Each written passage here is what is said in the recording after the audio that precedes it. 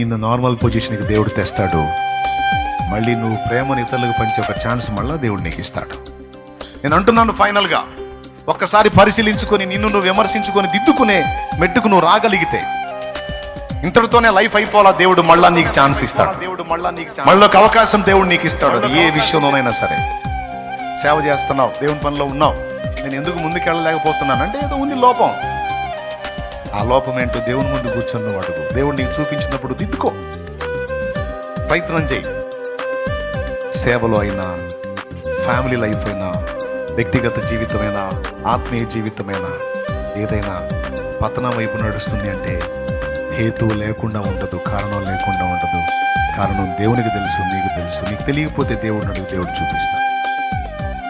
ఒకప్పుడు ఆ దయ్యాన్ని వెళ్ళగొట్టలేని స్థితిలో ఉన్న ఆ శిష్యులు చివరికి వాళ్ళు పెట్టిన అగ్ని ఎలా ఉందంటే తరతరాలుగా దయ్యాలకు మంట పుట్టి ఎగురుతానే ఉన్నాయి.